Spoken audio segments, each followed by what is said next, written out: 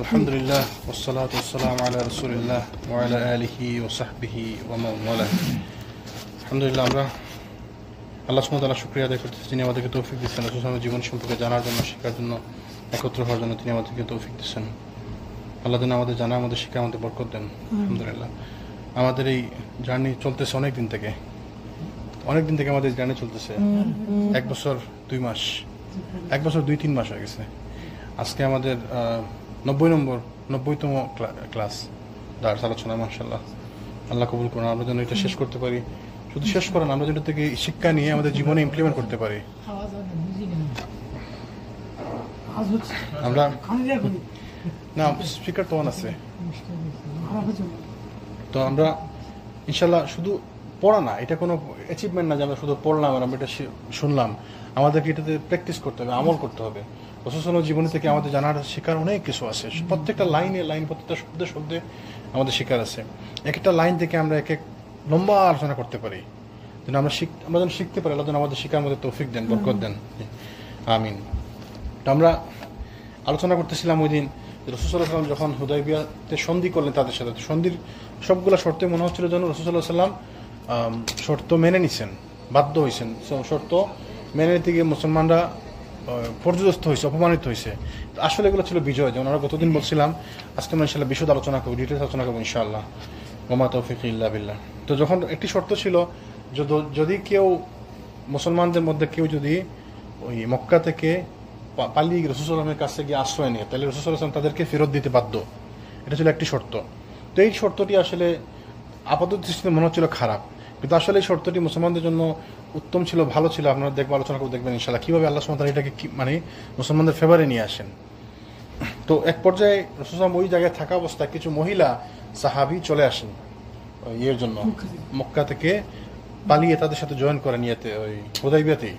তো যখন তারা জয়েন করেন, সাথে সাথে মক্কা থেকে কুরাইশরা এসে বলে যে আমরা তো শর্ত অনুযায়ী আমরা এই মহিলাদেরকে ফেরত চাই, তাদেরকে ফেরত দিতে হবে। কিন্তু রাসূল তাদেরকে ফেরত দিলেন না মহিলাদেরকে। কিন্তু তিনি চুক্তি শর্ত ভঙ্গ করলেন না। কিভাবে? তিনি তাদেরকে মনে করিয়ে দিলেন যে শর্ত হচ্ছে তোমাদের সাথে আমাদের কি শর্ত ছিল, ওয়ালা আন্নাহু লা ইয়াতিকা মিন্না রাজুলুন। রাজুলুন মানে কি? পুরুষ। তাইলে মহিলা কি? নিসাউন ও ইমরাআতুন। তাইলে শর্তের মধ্যে লেখা আছে যে রাজুলুন মানে পুরুষ। তোমাদের মধ্যে কোনো পুরুষ যদি আমাদের থেকে তোমাদের কাছে পালিয়ে যায়, তাহলে তোমরা ওই পুরুষকে আমাদেরকে ফেরত দিবে। তো শর্ত আছে পুরুষ। তো মধ্যে দেখো শর্তের মধ্যে তো লেখা আছে পুরুষ, মহিলাদের কথা লেখা নাই। তাহলে আমরা মহিলাদেরকে ফেরত দিব না, মহিলাদের ফেরত দেওয়ার জন্য আমরা বাধ্য না। সাথে সাথে আল্লাহ সুবহানাহু ওয়া তাআলা কোরআনে আয়াত নাযিল করে দিলেন। আল্লাহ সুবহানাহু ওয়া তাআলা কি বলেন কোরআনের মধ্যে? ইয়া আইয়ুহাল্লাযীনা আমানু ইযা জাআকুমুল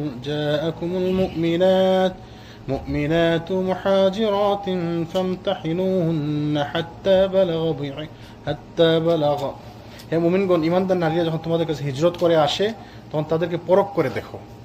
তখন যারা তোমাদের কাছে হিজরত করে আসে তাদেরকে পরখ করে দেখো, তাদের ঈমান সম্পর্কে পরীক্ষা মানে টেস্ট করে দেখো।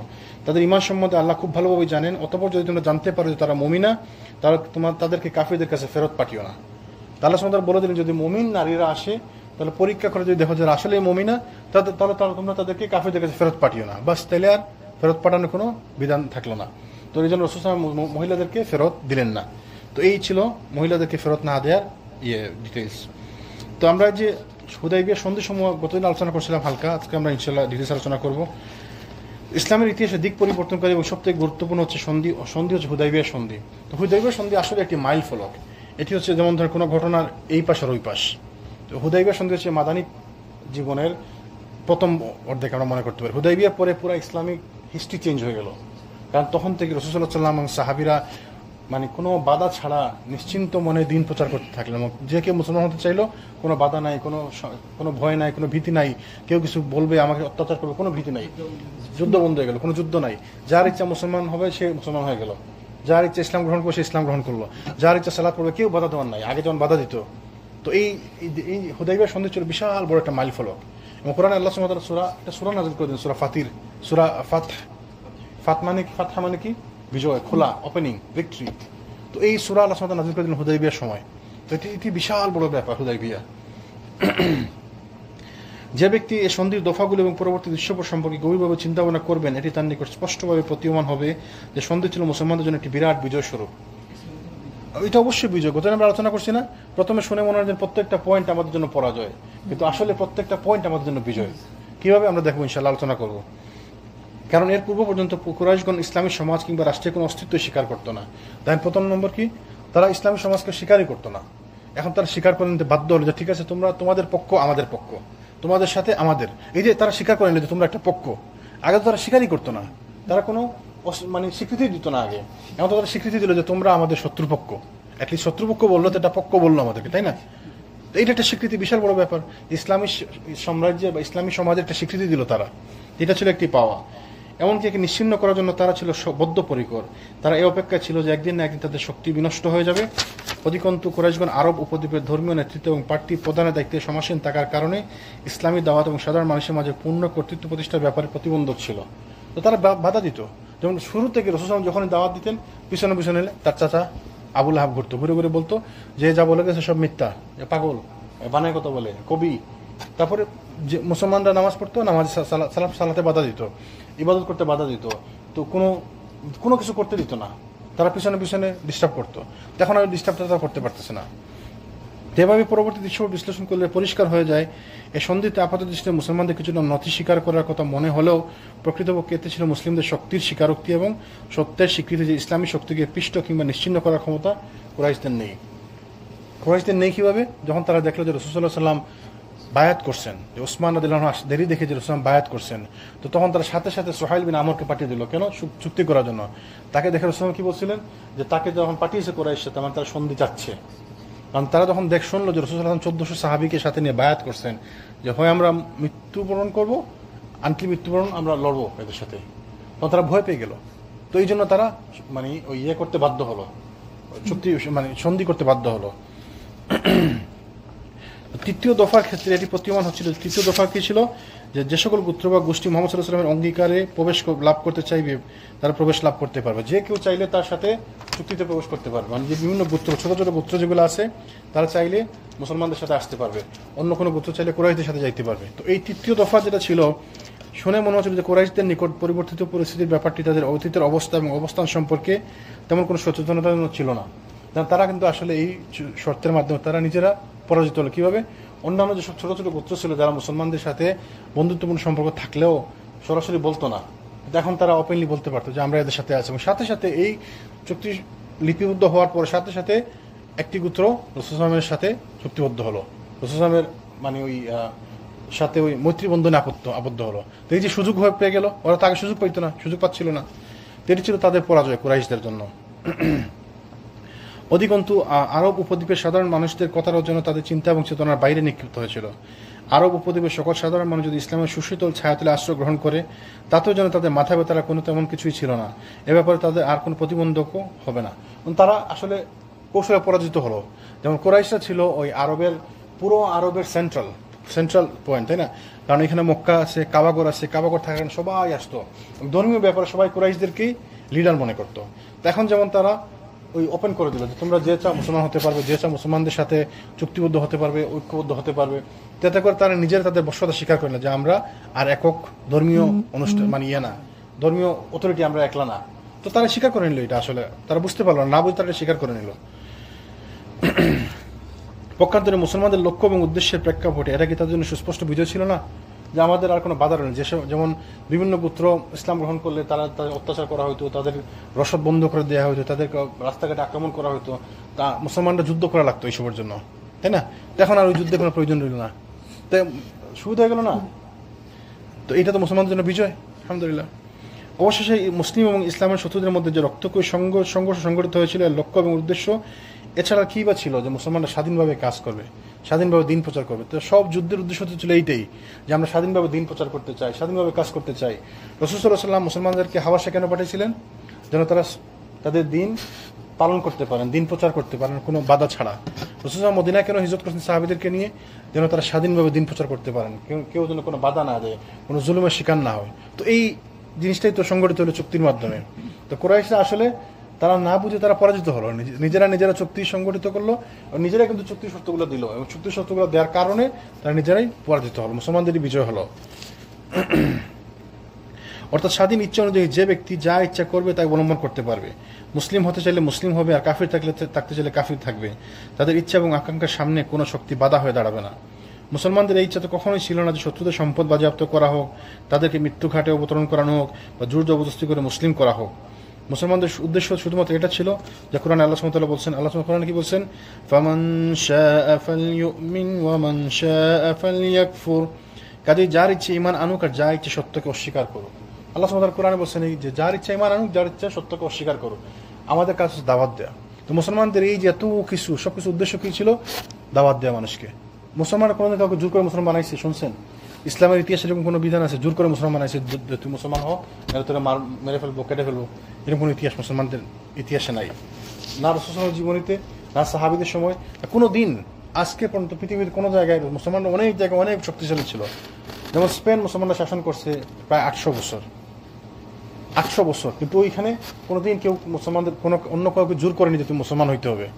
মানুষ মুসলমান হয়েছে ইসলামের সৌন্দর্য দেখে, মুসলমানদের আচার আচরণ দেখে, মুসলমানদের প্রতি আকৃষ্ট তাদের বিচার বুদ্ধি দেখে, তাদের বিচার বিশ্লেষণ দেখে, মুসলমানদের মানে ওই যে মোরাল ক্যারেক্টার দেখে তারা ইসলাম গ্রহণ করছে।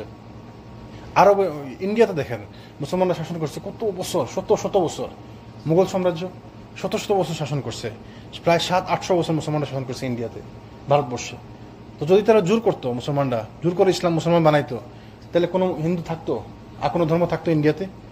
আজকে যে এত হিন্দু, এত এখনো পর্যন্ত ইন্ডিয়াতে বড় বড় স্থাপনা যেগুলো আছে মুসলমানদের তৈরি। ইন্ডিয়াতে বড় বড় যে স্থাপনাগুলো আছে, বিল্ডিং বলেন, বড় বড় স্থাপনা বলেন, এই যে তাজমহল বলেন, এই ইন্ডিয়া গেট, মুম্বাইতে আছে ইন্ডিয়া গেট, তারপরে কুতুব মিনার, বড় বড় স্থাপনা যেগুলো আছে মুসলমানদের তৈরি। তো তার মুসলমানরা যদি চাইতো যে হিন্দুদেরকে জোর করে ধরে মুসলমান বানাবে, কোনো নন মুসলিম থাকতো না ইন্ডিয়াতে। তো মুসলমানরা কোনোদিন এই কাজ করেনি, কোথাও কাউকে জোর করে ইসলাম ধর্মে রূপান্তরিত করা হয়। আল্লাহ সুবহানাহু ওয়া তাআলা কোরআনে বলছে, লা ইকরাহা ফিদ্দীন, তোমার ধর্ম তোমার জন্য, আমার ধর্ম আমার জন্য। তাহলে ইসলামে কোনো জোর জবরদস্তি নাই। তো এই জন্য মুসলমানদের উদ্দেশ্য ছিল না কাউকে জোর জবরদস্তি করা, শুধুমাত্র স্বাধীন দাওয়াত সবাই চাইতো। তো এই জিনিসটা তারা এই চুক্তির মাধ্যমে ইজি করে দিল, তোমরা স্বাধীন দাওয়াতের জন্য মুসলমানদেরকে মুক্ত করে দিল। তো লোকেরা যা করতে চায় ব্যাপারে কোনো শক্তি যেন বাধা হয়ে দাঁড়াতে না পারে।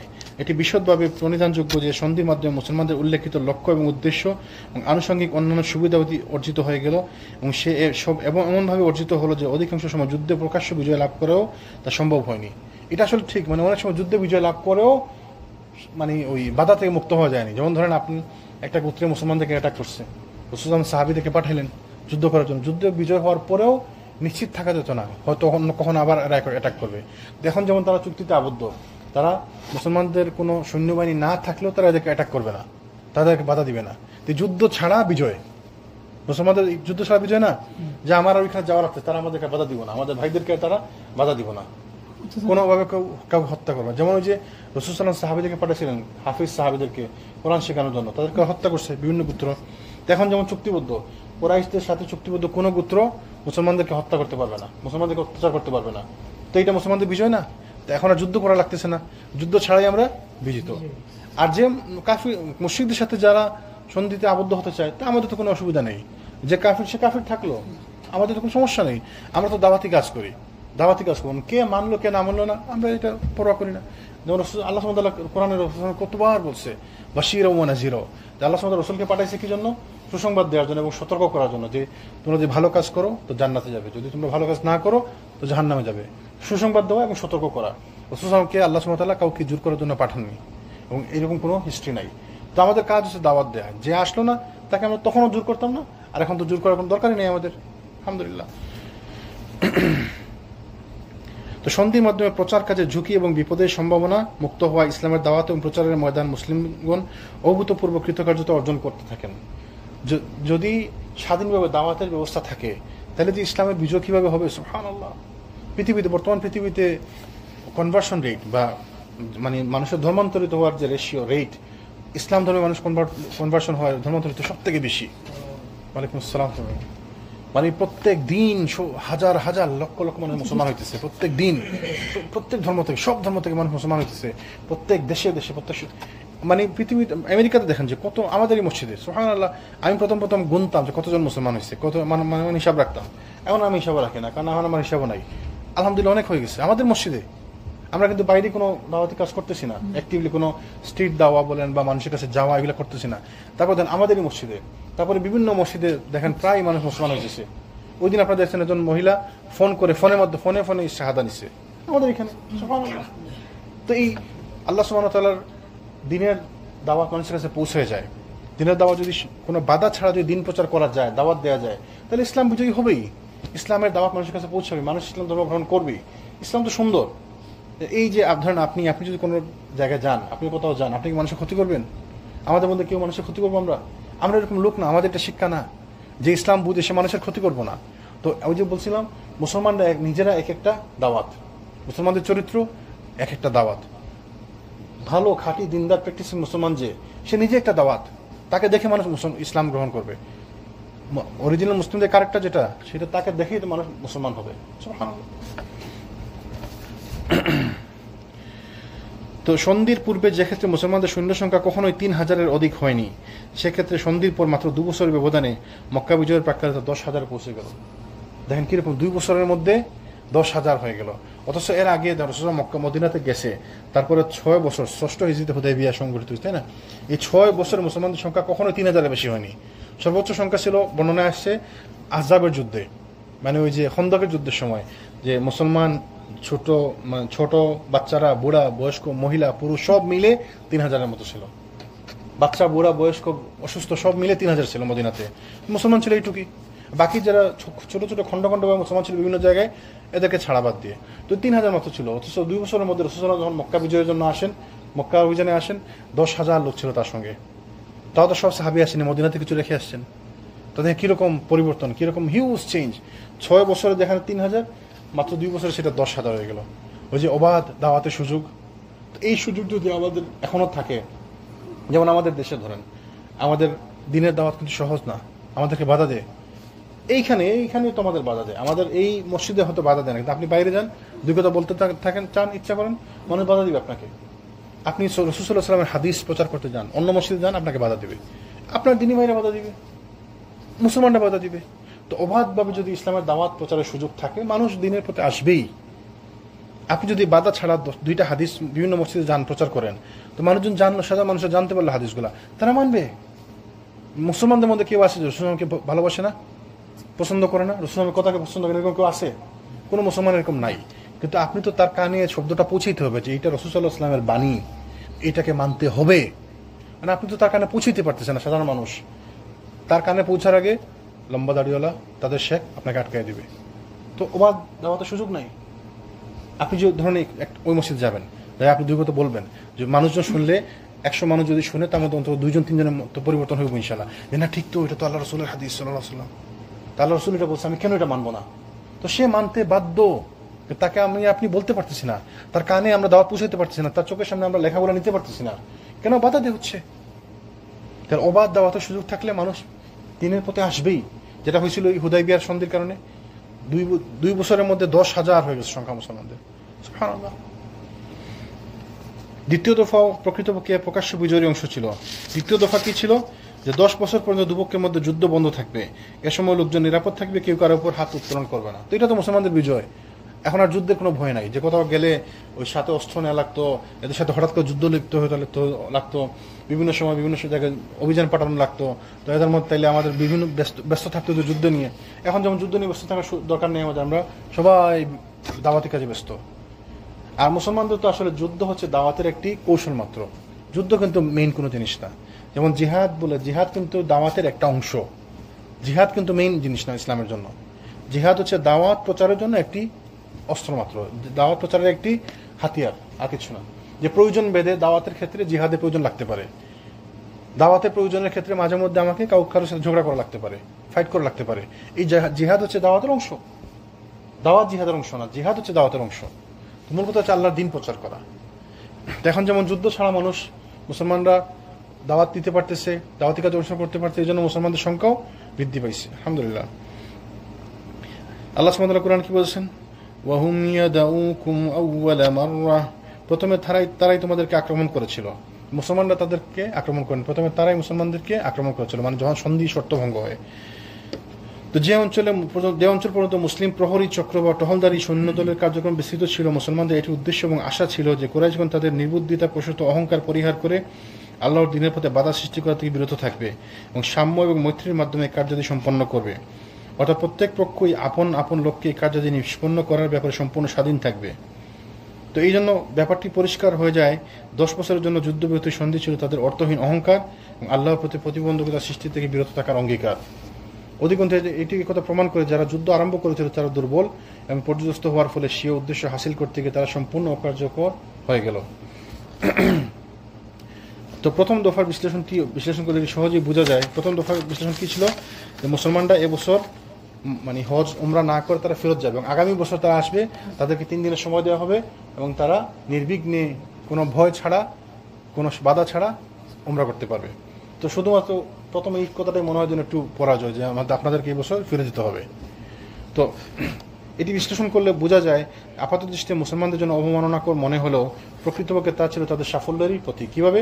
কারণ এর শর্তের মাধ্যমে মুসলিমগণ মসজিদের হারামে প্রবেশাধিকার লাভ করেছিলেন, যেখানে তাদের প্রবেশের ব্যাপারে কুরাইশরা ইতিপূর্বে নিষেধাজ্ঞা জারি করেছিল।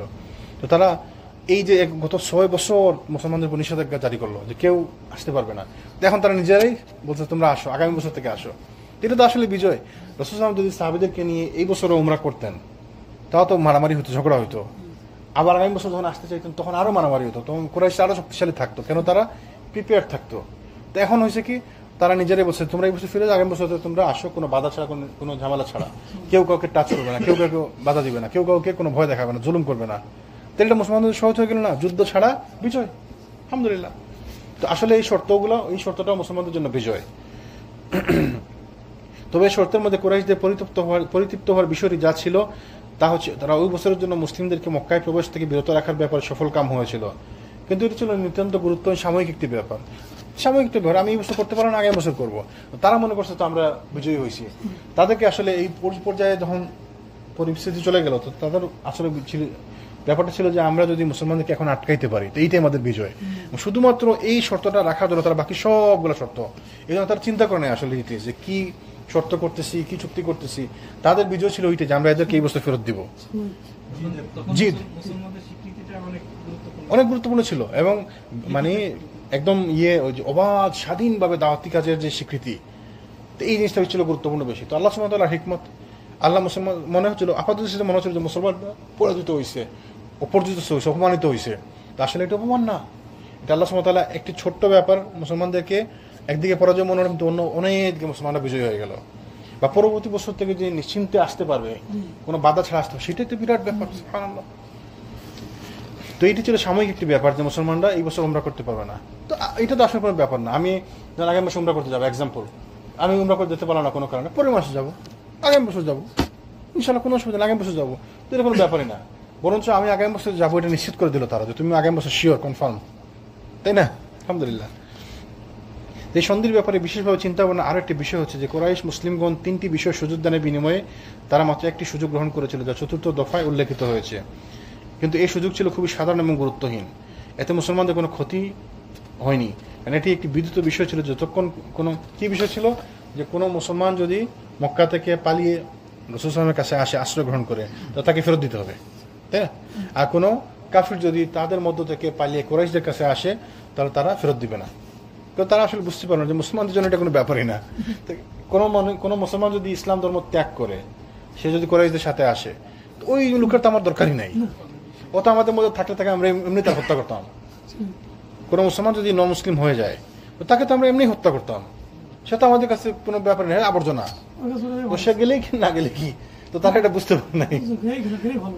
তারা যে বলছে ও আমাদের কাছ থেকে ফেরত আসলে আমরা তোমাকে ফেরত দেবো না, তো অসুবিধা নাই। তো কোনো মুসলমান কি কোনো মুসলমান ইসলাম ধর্ম ছাড়ে, ত্যাগ করে?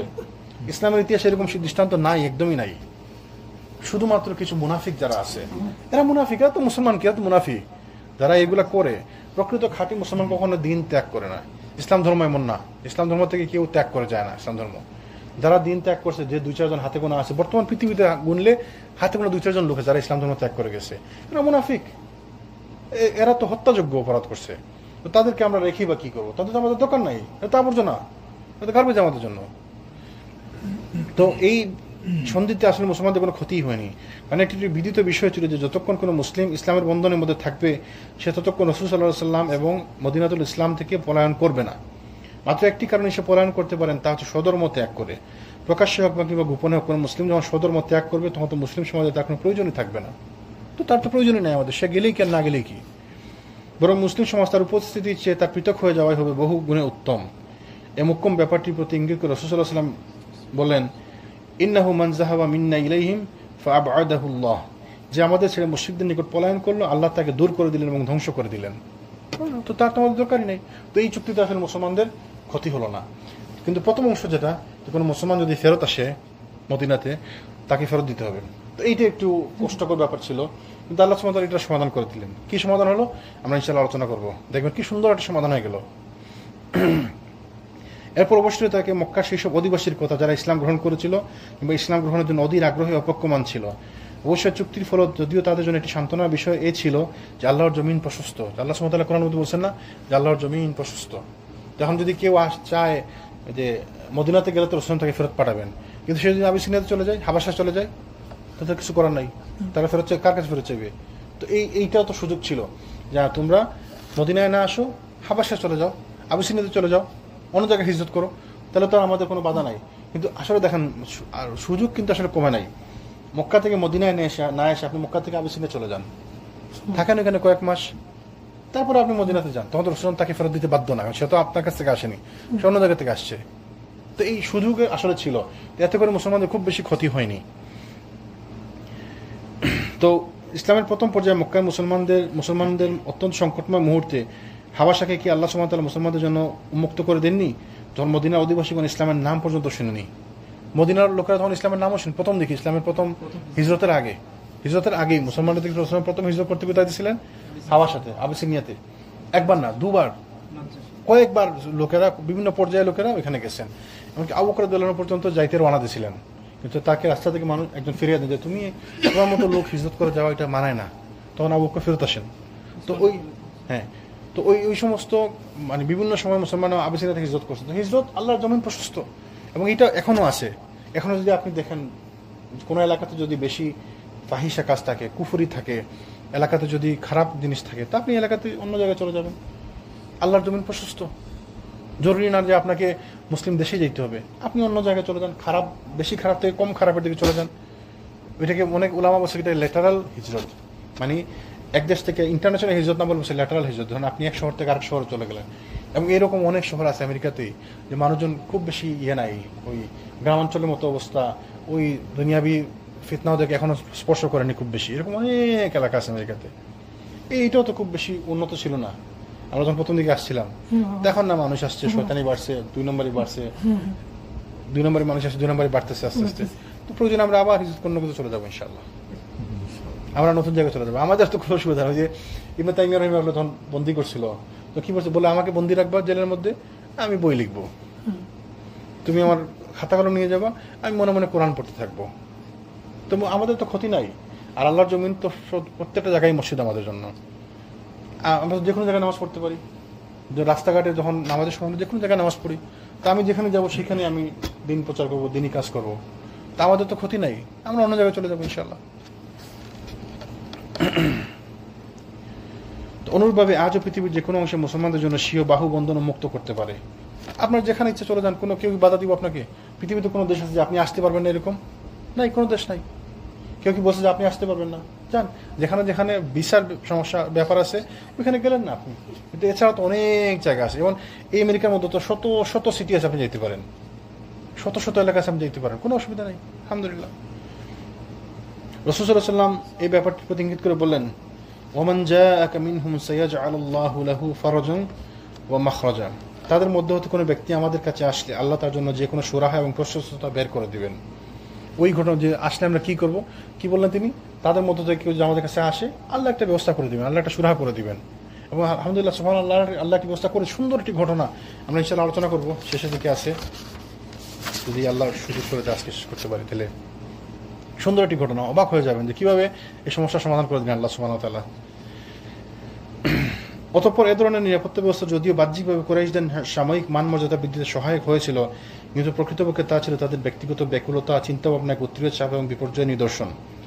অধিকন্তু এ থেকে এমনটি বোধগম্য হচ্ছিল যে তারা তাদের মূর্তিপূজক সমাজ সম্পর্কে খুবই ভীত সন্ত্রস্ত ছিল। তাদের যে ধর্মীয় ব্যবস্থা, তাদের যে আকিদা মানহাজ যারা ছিল কুরাইশদের, তার এই ব্যাপারে ভীত ছিল। নাহলে তারা কেন বলে যে আমাদের মধ্য থেকে কেউ তোমাদের কাছে গেলে তাহলে আপনার ভিত দুর্বল, আপনি মনে করেন যে আপনার কাছে লোক চলে যেতে পারে। আবার রাসূল কি বললেন, এটা মেনে নিলেন, তার মানে এটা প্রমাণ হয় যে আমাদের এই ভয়টা নাই যে আমার লোক আপনার কাছে যাবে না। আলহামদুলিল্লাহ, যেমন আমাদের এই জিনিসটা নাই যে যারা সহিহ আকীদা মানহাজ বুঝে এরা 2 নম্বরই কাজে যাবেই না। আমাদের এই ভয় নাই, আমাদের কোনো ভাইকে নিয়ে আমরা এই ভয় করিও না। তো তাদের ভয় থাকে যে যদি এই লোক ওই মসজিদে যায় তাহলে সে এইটা শিখবে, ওইটা শিখবে, সে এখানে আসবে, ওইখানে ওইটা করবে না, ওইটা করবে, তাই না? আমাদের এই ভয় নাই। আমাদের কোনো ভাই যে কোনো জায়গায় যাক আমরা ওটা নিয়ে ভয় করি, কারণ যতক্ষণ as long as he knows Quran and Sunnah, তার আকীদা মানহাজ মজবুত আছে, তার ঈমান মজবুত আছে, তাকে কেউ বিভ্রান্ত করতে পারবে না। কারণ যে কোরআন সুন্নাহর দাওয়াতের স্বাদ গন্ধ যে পাইছে তাকে আপনি বিভ্রান্ত করতে পারবেন না। আপনি তাকে কি বলে বিভ্রান্ত করবেন? আপনি তাকে ওই আউলিয়াদের গল্প বলে বিভ্রান্ত করবেন? সে তো আল্লাহ রাসূলের গল্প জানে। আপনি আউলিয়াদের গল্প তাকে কি বলবেন? আপনি তাকে চরমনের গল্প বলবেন? সে সাহাবীদের গল্প জানে। আপনি তাকে বানোয়াট কাহিনী বলবেন? সে জানে আল্লাহ রাসূলের মুজিজা সম্পর্কে জানে। তাহলে আপনি তাকে কি বলবেন? যারা কোরআন সুন্নাহর বুঝ যাদেরকে আল্লাহ দিছে, আল্লাহ তাদেরকে নিয়ামত দিছে, তাদেরকে কি গুমরা করতে পারবে না? তাদেরকে গুমরা করার সুযোগ নাই। কিন্তু যাদের মনের মধ্যে দুর্বলতা আছে, যাদের মনের মধ্যে সংকীর্ণতা আছে, যারা দিন বুঝে নাই, তারা গুমরা হবে, তাদের গুমরা হওয়ার সুযোগ আছে। আর শয়তান তাদেরকে কন্টিনিউয়াসলি ওয়াসওয়াসা দিতে থাকবে। একসময় তার মনে হবে ঠিকই তো, আসলেই তো, কিন্তু তার মানে সে আসলে কোরআন সুন্নাহ বুঝে নাই, সে দিন বুঝে নাই। এরকম অনেক লোক আছে যারা কোরআন সুন্নাহ বুঝে না, আসলে দিন সম্পর্কে যাদের আইডিয়া নাই, জ্ঞান নাই, বড় বড় শেখ আছে। আমি আজকে অবাক হয়ে গেলাম। আমি ওই যে বললাম না, মানুষের দেশে না লম্বা লম্বা দাড়ি ছোট হইতে হইতে হইতে হইতে বড় বড় শেখ এই যে এই পর্যায়ে চলে আসছে, এখন একদম এখানে লেগে গেছে। আমি আপনাকে একটা ছবি দেখাবো আজকে। আরেক লোক ওই টেক্সাসেরই বড় একটা মসজিদের বিশাল বড় এক শেখ, অনেক নাম করা পাকিস্তানিদের মধ্যে। দাঁড়িয়ে এই যে বড় ছিল, এরকম বড় দাঁড়িয়ে ছিল, আস্তে গেল তো দাঁড়িয়ে যে একটু। আমি অবাক হয়ে গেলাম, এই লোক কিন্তু ওই ওদের মতো না, ওই মানে আউল ফল কথা বলে না, যদিও সে সালাফি না, কিন্তু আউল ফল কথা বলে না। এর দাঁড়িয়ে দেখলাম আজকে একটু সুন্দর, এই যে সুন্দর করে সাইজ করে কাটছে এরকম। অবাক হয়ে গেলাম, জেল দাঁড়িয়ে ছিল বড়। এরা আমি বুঝি না, দিন বুঝার, তার মানে দিন বুঝে নেই আসলে। তারা আল্লাহ রাসূলের হাদিসটা বুঝে না। আল্লাহ রাসূল যে বলছে তোমরা দাড়িকে লম্বা করে দাও, দাড়িকে ছেড়ে দাও, তার মানে তার গুরুত্বটা, এই হাদিসটা তারা বুঝলো না, মানলো না। তো কেউ যদি ইচ্ছাকৃতভাবে আল্লাহ রাসূলের একটি হাদিসকে অমান্য করে না, একটি হাদিসকেও যদি কেউ অস্বীকার করে বা অমান্য করে, তার কি দিন থাকে, তার ইসলাম থাকে? থাকে না। তো মানুষ এটা বুঝে না যে আপনি ইচ্ছাকৃতভাবে একটি হাদিসকে অস্বীকার করতে পারবেন না, একটা সহিহ হাদিসকে আপনি অস্বীকার করতে পারবেন না। আপনি না মানেন, আপনি করতে পারেন না, সেটা আপনার দুর্বলতা। অনেক কারণে আমি করতে পারি না, কিন্তু আমি অস্বীকার করব। আর আপনি স্পেশালি যারা দায়ী আল্লাহ, তাদেরকে এই কাজগুলো মানায় না। দায়ী আল্লাহ যারা দিনের কাজ করে, যারা দিনী কাজে নিয়োজিত, যারা দায়ী, যারা ইমাম, যারা শায়েখ, এদের কাজগুলো মানায় না। সাধারণ মানুষ করতেছে, আপনি তাকে বুঝাবেন, সে ভুল করছে, আপনি তাকে শিখাবেন। আপনি যদি ভুল করেন তাহলে আপনাকে কে শিখাবে? আপনাকে কে বলবে? এই জিনিসগুলো কঠিন। দিন বুঝা আসলে তুমি কিতাবের এক অংশ মানো আর এক অংশ মানো না। তুমি কিতাবের এক অংশ মানো আর অংশ মানো না, তুমি কি থাকলা? আল্লাহ সুবহানাহু ওয়া তাআলা কি বলছে? উদখুলু ফিস সিলমি কাফা, তোমরা দিনে পরিপূর্ণভাবে প্রবেশ করো। আগে আমি দেখছিলাম না, বুঝা রাখেন। এখন তো বড় ইমাম সে, নাম বললে হয়তো সবাই চিনবে না, কোনো কিছু বুঝা রাখেন না, আমি দেখছি, তো সে জানে। সে তার এত লেকচার আছে ইউটিউবে, তার শত লেকচার আছে। ওই সিরা সে পড়াইছে, তার সিরা লেকচার আছে 100 কতটা। তো এই লোকের যদি দাড়ি কাটে, ছোট করতে, কেমন দেখায় বলেন? তো এরা দিন বুঝে? আল্লাহ দিবেন নিয়ে নিছে, সব ছিল ভাই, আল্লাহ নিয়ে নিছে। তো এই অবস্থা। তো মানুষ দিনের বুঝ আলা মানুষ কম। তো অনেকে যারা দাবি করে যে আমি কোরআন সুন্নাহ বুঝি, আপনি কোরআন সুন্নাহ বুঝেন না। বুঝলে আপনার এই গেটআপ থাকতো না, বুঝলে আপনার মধ্যে পরিবর্তন থাকতো। কোরআন সুন্নাহ পালন করি ঠিকই, তো হাদিস পালন করে, হাদিস পড়ে কি বলে আমরা বেশি করি। আমি কি হাদিস, এটা আমি কি বলে, আমি বুঝি, তো আল্লাহ রাসূল বলছে। আপনি বললেন যে আপনি কোরআন সুন্নাহ মানেন, আবার হাদিস বললে বললেন যে আমি মানি না। এটা কৌমুকে এটা করে, এটা কথা আমি বলি যে আপনার ব্যর্থতা, বলেন আমি পারি না, তা আমি দূষণ কেন হবে? তো এই যে মানুষ, ওই যে দিনের বুঝ ওয়ালা মানুষ কম, দিনের বুঝ বুদ্ধি সবাইকে আল্লাহ দেয় না। যদি বলছেন যাদের দিনের বুঝ আছে, জরুরি না যে আপনি খুব জ্ঞানী, খুব বড় আলেম, আপনি দিনে বসে থাকলে খুব বড় আলেম হওয়া লাগবে না, ইমান মজবুত হইতে হলে বড় আলেম হওয়া লাগে না, বড় দনজল জ্ঞানী ব্যক্তি হওয়া লাগে না। আপনি যতটুকু বুঝেন সেটা যেন সম্পূর্ণভাবে বুঝছেন। এটা আমল করলে আপনি যেমন আজকে বলছিলাম যে লা ইলাহা ইল্লাল্লাহ, এই লা ইলাহা ইল্লাল্লাহ যদি কেউ বুঝে তো তা সে তো সফল হয়ে গেল। রাসূলুল্লাহ কি বলছে, যে বুঝে এটা বলবে, যে জ্ঞান সহকারে এটা বলবে, যে এটাকে ভালোবেসে বলবে, সে জান্নাতে প্রবেশ করবে, দাখালাল জান্নাহ। তো এইটাই তো তার জন্য যথেষ্ট। যতটুকু আপনি জানেন ওইটাই আপনি বুঝে করেন। যে আমি যে টাকনোর উপরে কাপড় উঠাইলাম, কি জন্য উঠাইলাম, আপনি এটা বুঝেন। আপনি আমার কথা শুনে উঠান দরকার নাই, আপনি জিনিসটা গুরুত্ব বুঝেন যে আমি উঠাইলে কি হবে, নিচে থাকলে কি হবে। আপনি যদি দাড়ি লম্বা করলেন, আমার কথা লম্বা করবেন কেন, আমি কে? আপনি গুরুত্বটা বুঝেন যে দাড়ি লম্বা করবো কেন, কে বলছে লম্বা করার জন্য, কার আদেশ এটা। তো এই জিনিসগুলো যদি আপনি গুরুত্বটা বুঝেন, বাস। আর তো আপনার বুঝে যদি কোনো কাজ করেন, সেই কাজ থেকে আপনাকে ফেরত আনা যাবে না, কেউ ফেরাতে পারবে না। কারণ আপনি বুঝছেন, আপনি হাদিসের মর্যাদা, সুইটনেস বুঝছেন, টেস্ট বুঝছেন। আমার সমস্যা আছে, মনে করেন যার কাছ থেকে জ্ঞান নাই, সে আবার যদি তাই বলে যে না এটা কোনো বিষয় না, তাইলে তো আপনিও দিন বুঝেন নাই, সেও দিন বুঝেন, আপনিও বুঝেন নাই। এই যে আজকে খোদাতে বলছে যে কন্ডিশন হলে আপনার মুসলমান, হ্যাঁ, ইন্নাল মুসলিমিনা ওয়াল মুসলিমাত জি, ওয়াল মুমিনিনা ওয়াল মুমিনাত ওয়াল কানিতিনা ওয়াল কানিত, 13টা কন্ডিশনের মধ্যে প্রথম হলো আমরা মুসলমান। মুসলমানরা মুসলমানদের জন্য। জি। তো এই হাদিস, কোরআন সুন্নাহর বুঝ কিন্তু সহজ ব্যাপার না। অনেকে মনে করে আমি কোরআন সুন্নাহ ফলো করি, আমি সালাফি মানহাজ ফলো করি, কিন্তু আপনি মানুষের সাথে ঝগড়া করেন, আপনার সাথে কথাই বলা যায় না, মানুষ ভয়ে আপনার সাথে কথাই বলে না, আপনি আপনার আচরণ তো খারাপ, আপনার সাথে ভয়ে মানুষ কথাই বলে না, মানে ইজ্জতের খাতিরে মানুষ আপনার সাথে কথাই বলতে চায় না, যে খামাখা চিল্লাচিল্লি করে এলো। তো আপনি কিসের, আপনি কি মানহাজ বুঝছেন? আছে না এরকম লোক যে শেখ বলে আমি সালাফি মানহাজ, আমি আহলে হাদিস, আমি কোরআন সুন্নাহ বুঝি, আহলুস সুন্নাহ ওয়াল জামাত, কিন্তু তার সাথে কথা বলা যায় না, তার সঙ্গে দাঁড়ায় দুটো কথা বলতে পারবেন, তার আচরণ এত খারাপ। তো কিসের সালাফি আর কিসের আহলে হাদিস? সেদিন বুঝছে রাসূল সাল্লাল্লাহু আলাইহি ওয়াসাল্লাম কেমন ছিলেন।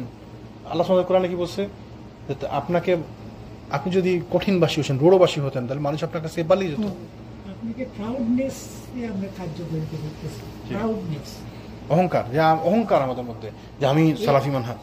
যে কোনো অহংকার, অহংকার হলে প্রথম অহংকার হচ্ছে আল্লাহ সুবহানাহু ওয়া তাআলার চাদর। কি অহংকার? আল্লাহ সুবহানাহু ওয়া তাআলা কি বলছে? আল্লাহ বলছে হাদিসে কুদসি, অহংকার হচ্ছে আমার চাদর, কেউ যেন আমার চাদর নিয়ে টানাটানি না করে। অহংকার যেন আমাদের মধ্যে আমিন আমিন আমিন। আপনি কিসের অহংকার করবেন? যত মানুষের মধ্যে যত গুণ ছিল সবাই তো চলে গেছে, তা আপনাকে চলে যেতে হবে একদিন। কেউ কি থাকবে কি আমাদের কোনো পৃথিবীতে চিরদিন? কেউ থাকবে না, আপনাকে চলে যেতে হবে। আর মুহূর্তের ব্যবধানে আপনি মানে একদম উপর থেকে নিচে চলে আসতে পারেন, মুহূর্ত, সেকেন্ডের মধ্যে। আপনি চাইতেছেন সুন্দর নতুন গাড়ি, 1.5 লাখ 2 লাখ ডলারের গাড়ি, একজন এসে মারা দিল আপনার পাশ থেকে, বাস আপনার গাড়ির দাম ফস করে 50,000 নেমে গেল মুহূর্তের মধ্যে। আপনি বাড়ি কিনছেন, বিশাল বড় বাড়ি, হঠাৎ করে একটা ওই কেউ ইয়ে করতেছে, ওই ফায়ার ওয়ার্কস করতেছে, আপনার বাড়িতে এসে একটা লাগলো, আগুন ধরে পুড়ে গেল, সাথে সাথে বাড়ি পুড়ে গেল। আসে না ফায়ার সার্ভিস আসার আগে আগে বাড়ি শেষ, ধ্বংস, এরা হয় না এরকম? এক মহিলা গার্ডেন করছে, সামনের দিকে এত সুন্দর গার্ডেন করছে, অথচ একটা ফুল গাড়ি মারা গেছে। তাহলে তাহলে মুহূর্তের মধ্যে কিসের অহংকার? আমাদের মধ্যে তো এই নিজেকে আপনি 1 সেকেন্ড এক্সট্রা বাঁচাইতে পারবেন কোনো অধিকার, মানে সাহস আছে আপনার, ক্ষমতা আছে আপনার, নাই। তাহলে আমরা যে অহংকার করছি, কিসের অহংকার? আমাদের মধ্যে অহংকার আছে, বিশাল বড় পরিমাণে আছে। সালাম দিলে সালাম বলছে কিয়ামতের একটা আলামত, যে একটা সময় আসবে মানুষ শুধু পরিচিত জনকে সালাম দিবে। সালাম দিলে সালামের উত্তর দেন, মানুষ ওয়েট করে। রাসূল কি বলছে, যে বসা আছে, দাঁড়ানো ব্যক্তি বসা ব্যক্তিকে সালাম দেবে, মানে সে আসছে, সে দেখছে আগে, সে সালাম দিবে আগে। আমরা অপেক্ষা করি যে মুরব্বী আগে, এখন তো কমে গেল, আগে আগে বলতো, দাঁড়ায় দেখে পরে বলতো সালাম দিলি না, দাঁড়া তোর বাপরে পায়ে লই, মুরব্বী বলে না। তাহলে রাসূল সাল্লাল্লাহু আলাইহি ওয়াসাল্লামকে কেউ কোনদিন আগে সালাম দিতে পারে নাই। তার রাসূল সাল্লাল্লাহু আলাইহি ওয়াসাল্লাম তো বয়সে অনেক বড় ছিলেন, ধরুন মারা যান 63 বছর বয়স। তার মুসলমানরা যারা ছিলেন 90% মুসলমান তার থেকে বয়সে ছোট, কিন্তু হাদিসের মধ্যে কি আসছে, তিনি কেউ কোনোদিন তাকে আগে সালাম দিতে পারে নাই। তার মানে ছোটদেরকেও তিনি আগে সালাম দিতেন, তাই না? তা আমরা ছোটদেরকে সালাম দিই না? আলহামদুলিল্লাহ আমাদের এখানে আছে, কিন্তু আমি বলছি ইন জেনারেল সবাই। আল্লাহ যেন আমাদেরকে সঠিক বুঝদান করেন। অন্যপক্ষে রাসূল সাল্লাল্লাহু আলাইহি ওয়াসাল্লাম যে উদার অন্তঃকরণের সঙ্গে শর্তগুলোর স্বীকৃতি জ্ঞাপন করেছিলেন, যে কুরাইশগণের নিকট আশ্রিত কোনো মুসলমানকে ফেরত চাইবেন না, তা দ্ব্যর্থহীনভাবে প্রমাণিত করে যে প্রস্তর প্রথম সুদৃঢ় এবং সুসংগঠিত ইসলামী সমাজের উপর রাসূল সাল্লাল্লাহু আলাইহি ওয়াসাল্লামের প্রভাব এবং নিয়ন্ত্রণ পুরো মাত্রায় কার্যকর ছিল। এ প্রকার শর্তের সম্মতি জ্ঞাপনের ব্যাপারে তার মনে কোনো দ্বিধা, দ্বন্দ্ব বা আশঙ্কার কোনোই কারণ ছিল না। মানে রাসূল সাল্লাল্লাহু আলাইহি ওয়াসাল্লাম তো তার আজ আমার ধর্ম যারা অনুসরণ করবে, আল্লাহর দিন যারা অনুসরণ করবে, তারা এখান থেকে চলে যাবে, এবং এই ব্যাপারে আমার কোনো সন্দেহই নাই। তো এই শর্তে তো আমার স্বাক্ষর করতে কোনো অসুবিধা নেই। যেমন আমাদেরকে যদি কেউ বলে আজকে এসে যে আজকে থেকে আপনাদের মসজিদ আমাদের মসজিদ অবাধ বিচরণ থাকবে সবার, আমাদের কোনো অসুবিধা আছে? কোনো অসুবিধা নাই। আমাদের কোনো লোক আপনার এখানে যাক, আমাদের কোনো অসুবিধা নাই। আপনাদের লোক আমাদের এখানে আসুক, আমাদের কোনো অসুবিধা নেই। অসুবিধা তো আপনাদের। আমাদের লোকেরা গেলে তো সুবিধা, আমাদের লোক একজন গেলেই সেই এটা দাওয়াত। তাকে মানুষ প্রশ্ন করবে, সে উত্তর দিবে, মানুষ জানবে, শিখবে, আসবে না। তারা দাওয়াত পাইব। আমাদের তো, আমরা তো এতে খুশি, রাসূল সাল্লাল্লাহু জন্য খুশি ছিলেন, এইটা কোনো ব্যাপারই না। মুসলমানরা এখান থেকে চলে যাবে না, এটা বিশ্বাস, এটা তার বিশ্বাস ছিল যে আল্লাহ সুবহানাহু ওয়া তাআলার দিন, এটা আমার তোমার আপনার তোমার দিন না, এটা আল্লাহ সুবহানাহু ওয়া তাআলার দিন। তো এই সমস্ত কারণ বোঝা গেল কি, এই যে শর্ত যেগুলো ছিল, কোনো শর্তে মুসলমানদের জন্য পরাজয় ছিল না আসলে। এই জন্য আল্লাহ সুবহানাহু ওয়া তাআলা বলছেন যে এইটা একটি সুস্পষ্ট বিজয়। আল্লাহ সুবহানাহু ওয়া তাআলা সূরা ফাতহের মধ্যে কি বলছেন? এটি একটি সুস্পষ্ট বিজয়, ফাতহা মুবিনা, এটা ক্লিয়ার বিজয়। আসলে এটি ক্লিয়ার বিজয় ছিল, কিন্তু মুসলমানরা অনেকে বুঝতে পারেননি, কারণ ওই সিচুয়েশনে সবার মাথা গরম, সবার টেনশনের মধ্যে আছে, এবং সবাই মেনে নিতে পারেনি অনেকগুলো জিনিস। তার মধ্যে একজন ছিলেন ওমর রাদিয়াল্লাহু আনহু, মেনে নিতে পারেননি, তিনি বুঝতে পারেননি মানে আমরা কেন ফিরে যাবো, আমরা আসলাম উমরা করার জন্য। ওই মুহূর্তে তার মাথায় এটা আসেনি, তিনি বুঝতে পারেননি। তো এটা হয় আসলে, রাগের মাথায় মানুষ অনেক কিছু বলে, রাগের মাথায় মানুষের বিবেক কাজ করে না। রাগ যখন করে মানুষ, তখন বিবেক কাজ করে না।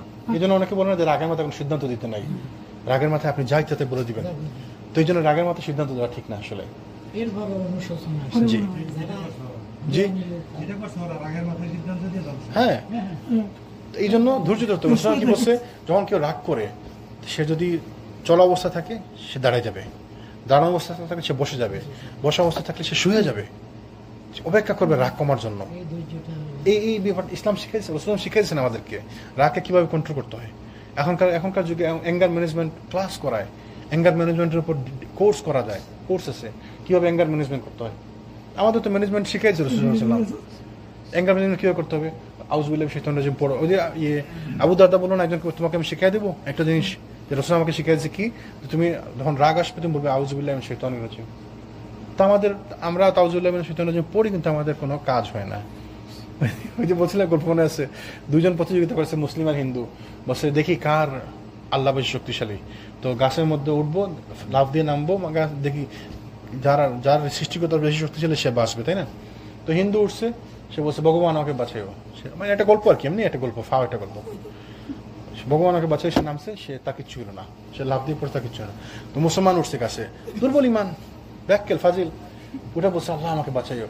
তো পরে তার চিন্তা করলো যে হের ভগবান তো নিশ্চয় শক্তিশালী, নাহলে হে কেমনে বাঁচলো, তাহলে আল্লাহ আমাকে বাঁচাও, আল্লাহ তুমি না পারলে ভগবান তুমি ওই বেটার ভগবান আমাকে একটু বাঁচাইও। আর সে পড়ছে, তার ভাব ভাঙছে, তার ইমান দুর্বল। ওই যে বলেন আজকে বলেন যে লা ইলাহা ইল্লাল্লাহ যখন বলবে, সত্যবাদী থাকতে হবে, বিশ্বাস থাকতে হবে, ভালোবাসা থাকতে হবে, আপনার ইমান মজবুত থাকতে হবে যে আমি আল্লাহ আমাকে বাঁচাবে নি। মুসা আলাইহিস সালাম বলো না, যখন তাকে বলা হলো যে পিছনে তো মুসা এখন আমরা কি করবো, আমরা নদীর পাড়ে চলে আসছি, এখন পিছনে তো আমরা কি করবো। মুসা আলাইহিস সালাম বলছে কাল্লা। কোরআনে যত জায়গায় কাল্লা শব্দটা আসছে মানে অবশ্যই না, না শুধু না, লা মানে না, মা মানে না, কিন্তু কাল্লা মানে কখনোই না, মানে এত গভীর বিশ্বাস, না কখনোই না, আমার আল্লাহ আমাকে বাঁচাবে। এই যে বিশ্বাস, ইমান, এই ইমান থাকার কারণে যখন এই কথা বলছে তখন আল্লাহ সমাধান দিয়ে দিচ্ছে, তাই না? এর আগে মতো আল্লাহ সমাধান দিইনি, আল্লাহ সুবহানাহু ওয়া তাআলা পরীক্ষা করে, আপনার ইমানের পরীক্ষা করেন। তো এই যে এগুলো আসলে ইমানের ব্যাপার, তাই না? তো মুসলমানদের মধ্যে বিষণ্ণতা ছিল। ওমর রাদিয়াল্লাহু আনহু বিতর্ক করছিলেন কি, হুদাইবিয়া সন্ধি চুক্তির শর্ত এবং তার সমীক্ষামূলক আলোচনা ইতিপূর্বে উপস্থাপন করেছি আমরা, কিন্তু এই শর্তসমূহের মধ্যে দুটি শর্ত স্পষ্টত এ প্রকারের ছিল যা মুসলমানদের মনে দারুণ দুঃখ, বেদনা এবং হতাশ, বিষণ্ণতার ভাব সৃষ্টি করেছিল। কোন দুইটা? ওই যে ফেরত যেতে হবে, এবার এখন মুসলমান আসলে আমরা ফেরত দিতে হবে তাদেরকে। যে তিনি রাসূল সাল্লাল্লাহু আলাইহি ওয়াসাল্লাম বলছিলেন যে তিনি আল্লাহর ঘরের নিকট গমন করবেন এবং তাওয়াফ করবেন, কিন্তু পরিস্থিতির প্রেক্ষাপটে তাওয়াফ না করে মদিনা ফিরে যাওয়ার শর্তে তিনি সম্মতি জ্ঞাপন করেন। 2 নম্বর ছিল তিনি আল্লাহ রাসূল এবং সত্যের উপর প্রতিষ্ঠিত, আল্লাহ সুবহানাহু ওয়া তাআলা তার দিনকে যোগাযোগ করবে বলে ঘোষণা দিয়েছিলেন, অথচ কুরাইশদের চাপে পড়ে তিনি কী কারণে সন্ধির অবমাননাকর শর্তে সম্মতি জ্ঞাপন করেন তা কিছুতেই মুসলমানদের বোধগম্য হচ্ছিল না। এই দুটি বিষয়ে মুসলমানদের মনে দারুণ সংশয়, সন্দেহ এবং শঙ্কার সৃষ্টি হয়েছিল। এই দুটি বিষয়ে তাদের অনুভূতি এতই আঘাতপ্রাপ্ত হয়েছিল এবং আহত হয়েছিল যে গভীরভাবে তারা বিষয়ের গভীরে প্রবেশ করে সুদূর প্রসারী ফলাফল সম্পর্কে চিন্তা ভাবনা করার মতো মানসিক ধৈর্য তাদের ছিল না। তারা অনেকে ভেঙে পড়েছিলেন, তার মধ্যে ছিলেন ওমর রাদিয়াল্লাহু আনহু একজন। তিনি রাসূল সাল্লাল্লাহু আলাইহি ওয়াসাল্লামের কাছে উপস্থিত হলেন। অমর তিনি বললেন যে ইয়া রাসূলুল্লাহ, আমরা কি সত্যের উপর দণ্ডায়মান নই এবং কাফিররা কি বাতিলের উপর দণ্ডায়মান নই? তিনি বললেন হ্যাঁ অবশ্যই। তা আমরা কি সত্যের উপর দণ্ডায়মান না? আমরা কি হক না? হ্যাঁ আমরা হক। আর তারা কি ওই মিথ্যার উপর দণ্ডায়মান না? বলে হ্যাঁ তারা তখন মিথ্যার উপর দণ্ডায়মান। তো তিনি পুনরায় বললেন যে আমাদের শহীদগণ জান্নাতে এবং তাদের নিহতগণ কি জাহান্নামে নয়? বলে হ্যাঁ অবশ্যই। আমাদের যারা মারা গেছে তারা তো জান্নাতে, তাদের যারা মারা গেছে তারা তো জাহান্নামে। বলে হ্যাঁ অবশ্যই। তো তিনি বললেন, ওমর বললেন যে তবে কেন আমরা আল্লাহর দিন সম্পর্কে মুশরিকদের চাপে পড়বো এবং এমন অবস্থায় প্রত্যাবর্তন করবো এখনো আল্লাহ তাআলা আমাদের এবং তাদের মধ্যে কোনো ফয়সালাই করেননি? তাহলে যদি আমরা যদি সত্য দিনের উপর থাকি, আমাদের মধ্যে যারা মারা গেছে তারা যদি জান্নাতে যায়, তাহলে আমরা কেন ফেরত যাচ্ছি? তাহলে আমরা কেন দিনের মধ্যে সংশয়ের মধ্যে আসি? তো তার যুক্তিসঙ্গত কথা, মানে এই পরিস্থিতিতে যুক্তিসঙ্গত ব্যাপার, তাই না? রাসূল সাল্লাল্লাহু আলাইহি ওয়াসাল্লাম কি বললেন? ইয়া ইবনে খাত্তাব, ইন্নী রাসূলুল্লাহি ওয়া লাস্তু আসিয়া ওয়া হুয়া নাসিরি ওয়ালান ইউদাইয়ানি। ওই খাত্তাবের সন্তান, আমি আল্লাহর রাসূল এবং কখনোই তার অবাধ্য হতে পারবো না। তার মানে কি? তার মানে আল্লাহর হুকুমে যেটা হয়েছে, আল্লাহর হুকুমে হয়েছে, আল্লাহ আমাকে বলছে করার জন্য। আমি আল্লাহর অবাধ্য হতে পারবো না মানে আমি চাইলেও এটা থেকে বিরত থাকতে পারবো না, আল্লাহ আমাকে এটাই বলছে, তাহলে বোঝা গেল, তাই না? আমি বিশ্বাস করি যে সকল প্রয়োজনে তিনি সাহায্য করবেন এবং কখনোই তিনি আমাকে ধ্বংস হতে দেবেন না। তো এই যে ইমান, রাসূল সাল্লাল্লাহু আলাইহি ওয়াসাল্লাম ইমান, তো সাহাবীরা ইমান শিখছে কোত্থেকে? রাসূল সাল্লাল্লাহু আলাইহি ওয়াসাল্লামকে দেখে দেখে শিখছে, প্র্যাকটিক্যালি তার কাছ থেকে, তাকে দেখে দেখে শিখছে, তার কাছ থেকে শিখছে, তাকে শুনে শুনে শিখছে। দেন রাসূল সাল্লাল্লাহু আলাইহি ওয়াসাল্লাম নিজেও হয়তো বুঝতে পারছিলেন যে কীভাবে এটা বিজয়, কিন্তু তিনি বললেন কি, তার একটা ইমান ছিল যে আমি আল্লাহকে অবাধ্য করবো না, আল্লাহর অবাধ্য হতে পারবো না, এবং আমি বিশ্বাস করি তিনি আমাকে প্রত্যেক সর্বাবস্থায় তিনি আমাকে সাহায্য করবেন। মনে হচ্ছে পরাজয়, তো আমরা ওই বিল্ডিংটা পাইলাম না, বাট আমরা বিশ্বাস করি এটা আমাদের আলহামদুলিল্লাহ আমাদের জন্য ভালো, আলহামদুলিল্লাহ আমরা এটা বিশ্বাস করি, তাই তাই না? তো ইমান হতে হবে এমন, আপনার জন্য যা হয়েছে আলহামদুলিল্লাহ এটাই হওয়ার ছিল। মানে আমরা বুঝি না, দেখে আমরা বুঝতে পারি, মানে জিনিসটা যেটা খারাপ হইতে পারতো সেটা তো হন না, আল্লাহ তো আটকাই দিচ্ছেন, এই জন্য আমি আপনি বুঝতেছি না যে কি খারাপ হইতে পারতো। একটা এক্সাম্পল আমি দিই। এক আলেমকে জিজ্ঞেস করছিল যে আমি আমার বাপের কাছে মোটর বাইক চাই, হোন্ডা চাই, তো সে আমাকে দেয় না, তো এতে আমার কি ভালো আছে? বলেন না যে যা হয় ভালোর জন্য হয়, তো আমার বাপের কাছে আমি এত চাইতেছিলাম একটা মোটর বাইক দেওয়ার জন্য, আমাকে মোটর সাইকেল, তো উনি আমাকে দেয় না, এতে এর মধ্যে আবার কি ভালো আছে?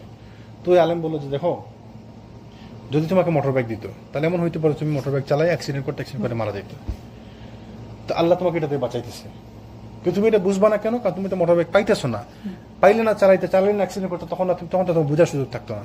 তো তোমাকে বিশ্বাস থাকতে হবে, ইমান থাকতে হবে যে না যা হয় আলহামদুলিল্লাহ এটাই ভালো আমার জন্য, এটাই আমার জন্য আল্লাহর উত্তম পরিকল্পনা। আমি একটা দিন চিন্তা করছি, আল্লাহ সুবহানাহু ওয়া তাআলা আমার জন্য একটা দিন চিন্তা করছে, বাস আল্লাহর পরিকল্পনা আমার জন্য উত্তম। তাহলে আমি ওই যে ইস্তেখারার সালাত পড়ি না, আমরা ইস্তেখারার সালাত পড়লে আমরা কি করি? যে আমরা ইস্তেখারার সালাত পড়লাম, আল্লাহর কাছে দোয়া করলাম, আল্লাহ দোয়াতে কি আমরা চাই যে আল্লাহ আমি তোমার কুদরতের সাহায্যে, তোমার শক্তির সাহায্যে প্রার্থনা করতেছি যে আমি এই জিনিসটা চাই, যদি এটা আমার দিনের জন্য, আমার জন্য ভালো হয়, আমার ধর্মের জন্য, পরিবারের জন্য যদি এটা ভালো হয়, তাহলে আমাকে এটার দিকে ধাবিত করে, না আমাকে এটা বিরত রাখো। তো ইস্তেখারার সালাত পড়ার পরে যদি আমি কাজটা না পাই, তাহলে এইটাই আল্লাহর পক্ষ থেকে আমার জন্য নির্দেশনা, এইটাই আমার জন্য ফলাফল, তো আমি এটাতে যাবো না, বাস সমাধান, আলহামদুলিল্লাহ। তো এই জিনিসটা বুঝতে আমরা ভুল করি, আমরা বুঝি না এই জিনিসগুলো, আমাদেরকে শেখানো হয়েছে ভুল। আমাদেরকে শেখানো হয়েছে ইস্তেখারার সালাত প্রথমত নিজে পড়াই যাবে না, হুজুরকে 100-200 টাকা দিয়ে পড়াইতে হবে। তারপরে যারা ইস্তেখারার সালাত পড়ার পরে স্বপ্নের মধ্যে আপনি দেখবেন লাল কালারের সুতা না নীল কালারের সুতা, তো লাল যদি দেখেন তাহলে এইটা, নীল যদি দেখেন তাহলে ওইটা। হ্যাঁ এগুলো শুনেন নাই, শুনছেন না? রাত্রি ঘুমের মধ্যে স্বপ্ন দেখবেন লাল নীল কালার কোড শোনেন। ইস্তেখারার সালাত ঘটনা শোনেন নাই? আগে ইস্তেখারার সালাত শুনতেন না? ইস্তেখারার সালাত পড়লে হ্যাঁ রাতের বেলা পড়তে হবে, ঘুমানোর আগে পড়তে হবে, নিজে পড়লে হবে না, হুজুরকে দিয়ে পড়াইতে হবে, তারপরে স্বপ্নের মধ্যে লাল নীল, মানে আজাইরা ফালতু বোঝাবে। আমরা এগুলা থেকে গাফিল, আমাদেরকে শেখানো হয়েছে ভুল। তা আমাদের হুজুররা আমাদেরকে আসলে দিন থেকে দূরে রাখছে। ওই যে হিন্দু পুরোহিতরা যেটা করে, যে তুমি যদি দিন বুঝতে পারো, তুমি ধর্ম পড়া শুরু করো, তাহলে তো আমার গুরুত্ব থাকবে না। আপনারা জানেন হিন্দু ধর্মে ব্রাহ্মণরা ছাড়া কিন্তু কেউ গ্রন্থ পড়তে পারে না, ধর্মগ্রন্থ পড়তে পারে না, নিষেধ।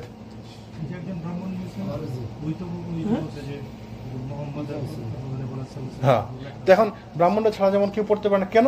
কারণ ওরা যদি পড়া শুরু করে তাহলে আমাদের গুরুত্ব থাকলো না, তাই না? তো আমাদের হুজুরের অবস্থা এরকমই ছিল, পুরোহিতদের মতো। গেলেই বলবে কি আপনি কি হাদিস পড়তে পারেন, আরবি পড়তে পারেন, দেখি পড়ান তো। আচ্ছা আরবি পড়ার মধ্যে আমার দিন বোঝার সম্পর্ক কি? আপনি ইবারত জানেন না, আপনি হাদিস পড়তে পারেন না, আপনি আরবি 2 কলম পড়তে পারেন না, আপনি এসে আমার তর্ক করতে, আমি হাদিস জানতে হবে কেন? আচ্ছা আমি যদি এক কথায় দেয়া শেষ করি আমরা হাদিসের কি জানি আমরা বাংলা বুঝতে হাদিসের আমি যদি সৌদি আরব থেকে একটা ট্রাক ড্রাইভারকে ধরে নিয়ে আসি বলে পড় আরবি এখন তুই আলোচনা করে লোকে পারবি তার এলাকা আরবিতে পারবি তো লাভ হইলো কি হ্যাঁ কি তোর থেকে বেশি বুঝেনি একটা দিন বুঝে না মানুষের ভিতরে আপনাকে লজ্জা দিব আমি সুরা কথা এটা বলছেন আপনি হাদিসকে এত মানুষের ভিতরে এটা কি অহংকার না? আলেম, এত বড় শেখ আপনি এই 100-200 লোকের মধ্যে আপনি এর লজ্জা দিবেন এটা কি আপনার যারা খাবার আছে জি এইসব কারণে মানুষ বলে না এটি সে বলছে এই কথা ডক্টর ইমাম হোসেন আহমদুল্লাহ বলছিল যে জিজ্ঞেস করলে আমাদের ছেলেরা বলে কি বোখারি পড়ে রাইট বাংলা বোখারি পড়ে আমগুলোকে ফাইট করতে আমি বোখারি পড়াই আমাদের বাংলা বোখারি পড়ে ফাইট করতে এটা কয় তখন বলছে যে ডক্টর ইমাম হোসেন বলছে বোখারি যে বাংলায় পড়লো তার দোষ বোখারি বাংলা পড়লো আচ্ছা তো কত করে বাংলা না তাহলে হ্যাঁ গিয়ে তোর হ্যাঁ তুই জীবনে বলে কিছু করতে পারো না তার কাছে শুদ্ধ হ্যাঁ জুতা শুতে পারবে না তুমি যে করছে আর যে পড়তেছে তার তুমি তো জি সুবহানাল্লাহ কত সুন্দর সমাধান আলহামদুলিল্লাহ আল্লাহ আমাদের সঠিক বুঝদান করুন আমরা যেন দিন সম্পর্কে সঠিকটা নিতে পারি দিন থেকে সঠিকটা জানতে পারি আল্লাহ যেন আমাকে তৌফিক দেন আমরা যেন অন্যদের মতো গাফেল না হই আমরা যেন কারো মুখাপেক্ষী না হই ওই যে তাকলিদ যেন আমরা না করি আমরা যদি লজ্জা দেন জি তাহলে কি আপনার বিবেকে একটু বাঁধে না না বাদে না মানুষ দেখছেন না শত শত মানুষ খুন করে যে কি এর বাধা বিবেক থাকলে না বাঁধবো এদের বিবেকে কাজ করলে না বাঁধবো বিবেক কাজ করে বসুন্ধরা মসজিদে ছেলে জুমার সময় আমিন বলছে বুধবার অলিপুরে বক্তব্য দিছে যে আমিন জোরে বলবো যারে ওরে মোনাজাত করেই মনে করো আগে দরবার আচ্ছা ওই ছেলের উঠবস করেছে মসজিদের ভিতরে কানে ধরে জুমার দিন তারপর বাইরে পুলিশ দিয়ে দিচ্ছে হাজার হাজার মানুষ দেখ আল্লাহ আমাদের সঠিক বুঝদান আমরা যেন সঠিক দিন অনুসরণ করতে পারি আল্লাহ যেন আমাদের সঠিক দিনের দেখা পাওয়া দেন সুবহানাকাল্লাহুম্মা ওয়া বিহামদিকা আশহাদু আল্লা ইলাহা ইল্লা আনতা আস্তাগফিরুকা ওয়া আতুবু ইলাইক